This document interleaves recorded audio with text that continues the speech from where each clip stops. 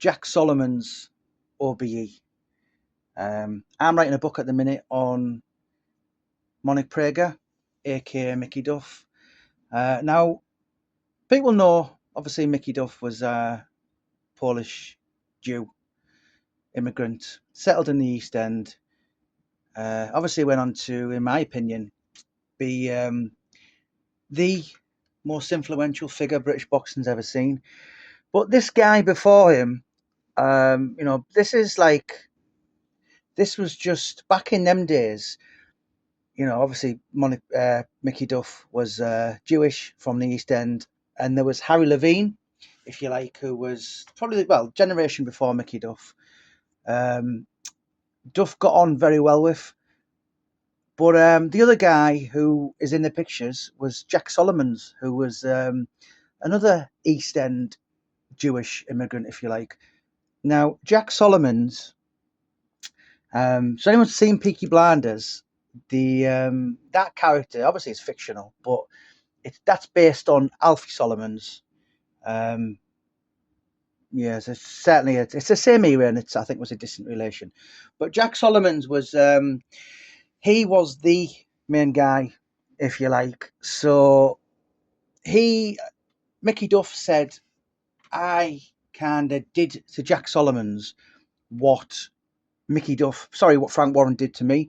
And what he means was basically boxing's it's a young man's game, and fighters, they can be difficult, and you really need you need your youth to deal with the chaos and drama, and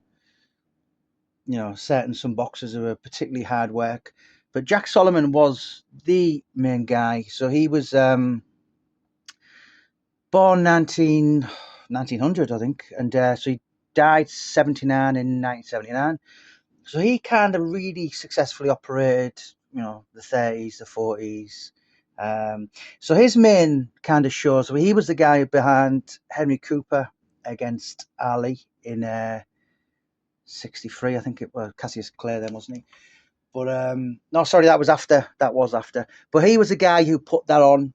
He was the guy who put like the likes of Randolph Turpin when he beat Sugar Ray Robinson, the greatest fighter in the history of pugilism. Basically, it was almost like God created the most perfect fighter with Sugar Ray Robinson. But Jack Solomons was he was Hackney.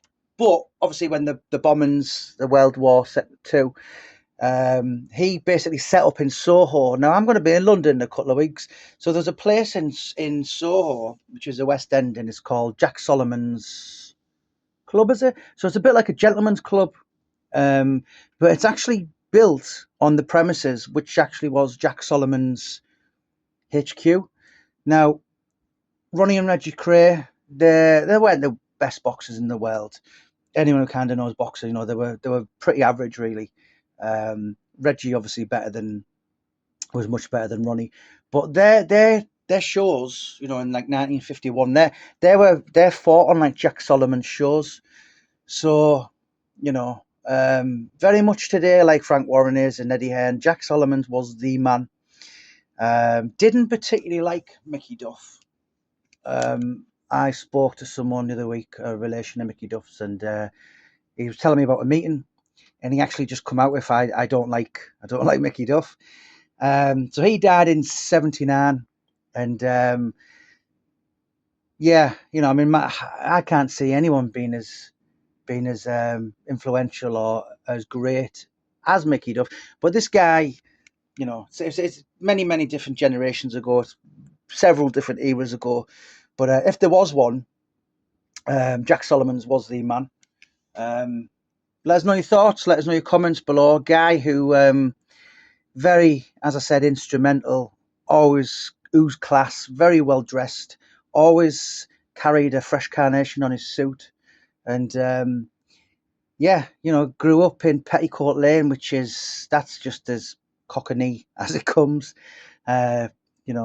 Old boxing East End fight promoter, and it's very stereotypical, isn't it? You've seen the films with Bricktop, and there's been, as I said, Harry Levine was very much like him straight after. He was Jewish, and an immigrant, and of course Mickey Duff. And boxing back in them days was the one thing about the East End is, I mean, like poverty breeds.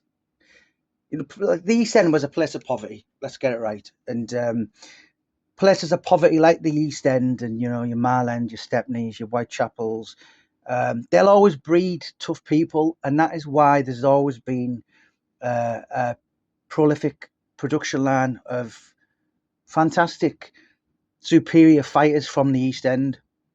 And particularly in that generation, through the war and all that, people had to fight for food, for anything.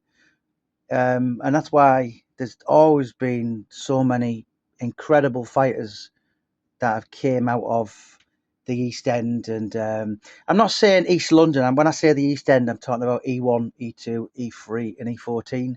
I think there's something like 14 to 16 areas. And, London's a huge place, but the East End's not that big. When you're talking about, your Bethnal Green, your Bows, your Shadwells, your Poplars. Yeah, very, very small, and everyone knew everyone back in the day. And saying that, the place in London that has held the most British champions um, is Bermondsey, and a few of the top. I mean, David Day was from there, but he didn't even hold a Lord Lonsdale title. A few names I can think of: Lloyd Honeyghan was one. Ted Cheeseman, the Finnegan brothers, I think they were from Bermondsey. But I sat and thought about it. I could probably relay an absolute load off. But yeah, Jack Solomon's. I will be going to actually the picture on these on the video. You can see that's actually his club, and as I said, it's in the centre of the West End. Usually Soho is it's the gay capital, isn't it, of London? It's the capital of music, if you like, your Jimi Hendrix, but it also holds so much massive boxing history. Of course, Mickey Duff's office was in Wardour Street. Harry Levine's office was there, and of course Jack Solomon's. So I will be going into that club.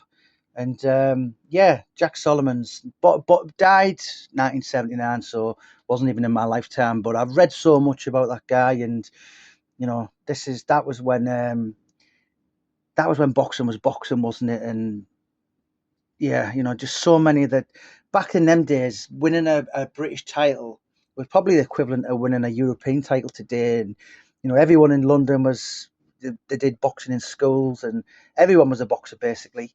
It was basically part of, as I said, school. And I think that's why London has a huge heritage tradition, if you like, with boxing. Football and boxing, as I said, particularly in the East End. And most people out the East End, if growing up, you have to be able to fight, or it's a survival of the fittest. And if I sat and thought about some of the magnificent fighters came out of the East End, you Ted Kid Lewis, of course, your John H. Stracey's, and there's absolutely loads, isn't there? You've only just got to pop in the Repton, and they are the most successful gym in Great Britain. But yeah, Jack Solomon's. Let us know your thoughts. Let us know your comments. And do you have an interest in him? Do you have any Jack Solomon stories? Let us know in the comments below.